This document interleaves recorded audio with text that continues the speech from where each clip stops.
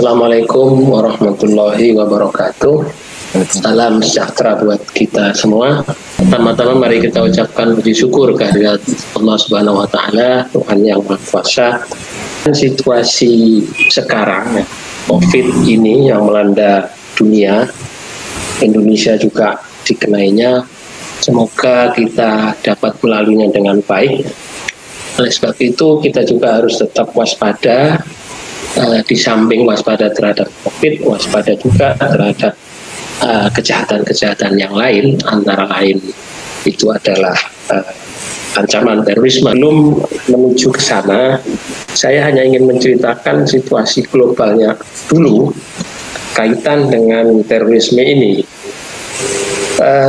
Konflik yang ada di Timur Tengah sana, antara lain Amerika Serikat dengan Iran yang kemudian konflik itu secara terbuka sudah kelihatan, itu juga menyebabkan bahwa konsentrasi Amerika tidak lagi mengurusin soal ISIS ini. Ya.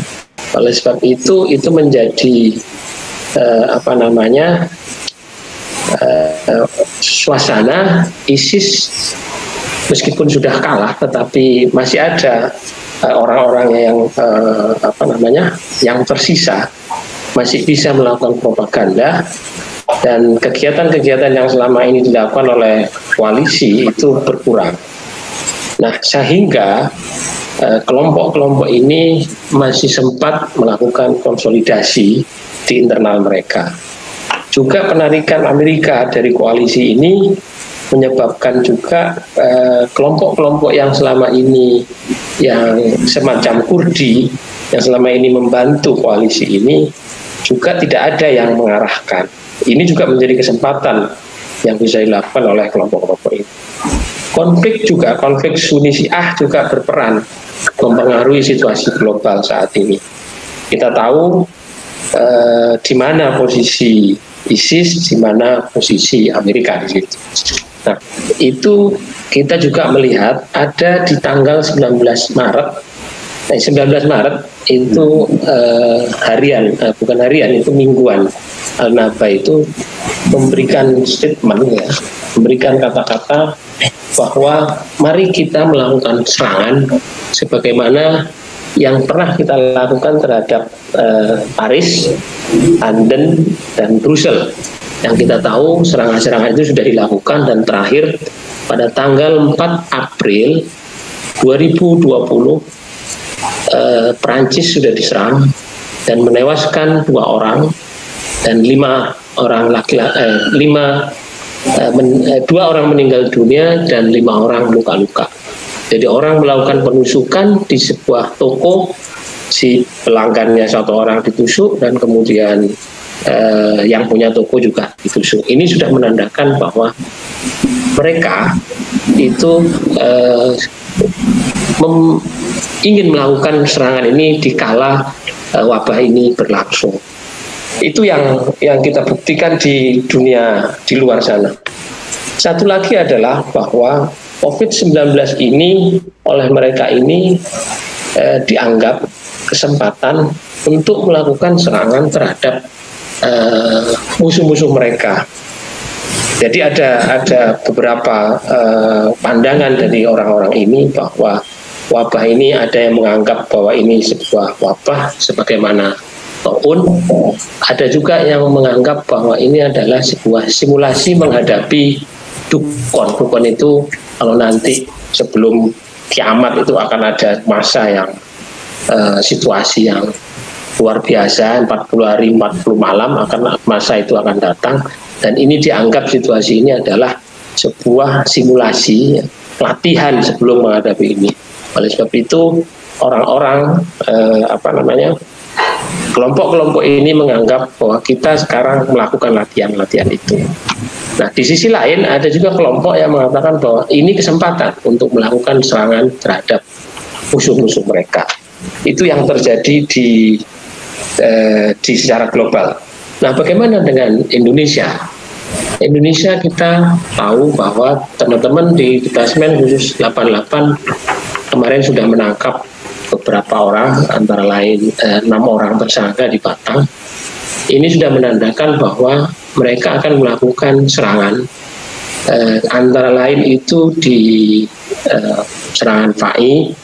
Dari hasil interogasi yang dilakukan oleh teman-teman di polisian, itu adalah akan melakukan FAI dan serangan terhadap tempat-tempat tertentu yang dia sudah pilih serangannya. Nah, ini juga menandakan bahwa mereka masih akan melakukan seperti perintah-perintah yang dilakukan oleh ISIS itu sendiri, karena ini paling tidak masih berkait. Dan propaganda ini masih tetap berlangsung sampai ada yang sudah diterjemahkan kepada bahasa-bahasa setempat, termasuk bahasa Indonesia, yang dikirimkan kepada telegram-telegram yang ada di para pelaku-pelaku atau kelompok-kelompok ini di Indonesia. Itu situasi yang kita ketahui, yang sampai saat ini teman-teman di kepolisian dan aparat-aparat penegak hukum mengantisipasinya. Mudah-mudahan bisa diantisipasi dengan baik supaya tidak terjadi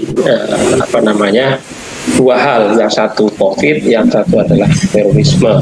Kelompok yang ada di Batang ini sudah menyiapkan, jadi sudah mempersiapkan bahan-bahan peledak yang sudah dibuat, dan itu menjadi barang bukti yang cukup signifikan bahwa mereka akan melakukan kegiatan ini.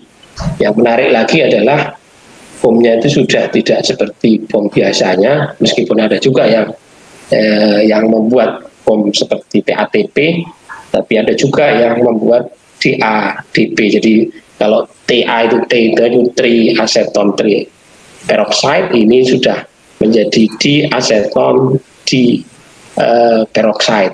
Meskipun ini sejenis, tetapi ada lainnya aja yang berbeda dan cara pembuatannya dimodifikasi sedikit. Tapi ini menandakan bahwa mereka tetap ingin melakukan modifikasi terhadap bahan-bahan peledak yang mereka dalami. Oleh sebab itu, apa yang mesti kita lakukan, teman-teman sekalian, Bapak Ibu, kita tetap mewaspadai ini. Pertama, kawan-kawan yang ada di akademik misalnya, ataupun kawan-kawan seperjuangan yang menginginkan bahwa Indonesia masih tetap aman, kita harus sama-sama melakukan counter narasi awalnya, kemudian counter propaganda, bahwa situasi ini adalah situasi yang harus kita hadapi bersama. COVID ini adalah sebuah virus yang memang cukup mengkhawatirkan kalau ini berlangsung terus-menerus. Nah, oleh sebab itu, kita sebagai umat yang beragama, kita harus melakukan counter narasi, counter propaganda, bahwa ini harus dilakukan bersama-sama. Jangan sampai ini terus kemudian ada orang yang ingin melakukan mengambil kesempatan untuk melakukan penyerangan. Nah, di lain pihak, teman-teman kepolisian jelas akan melakukan antisipasi bersama-sama pihak aparat lainnya, baik itu pihak-pihak intelijen, akan senantiasa memantau situasi ini akan berkelanjutan.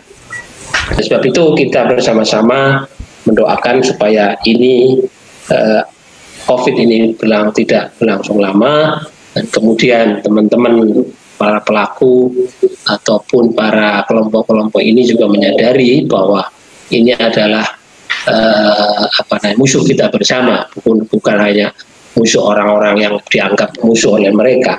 Oleh sebab itu, kami mohon doa semua masyarakat Indonesia supaya ini cepat selesai dan tidak terjadi ancaman terorisme. Terima kasih. Assalamualaikum warahmatullahi wabarakatuh.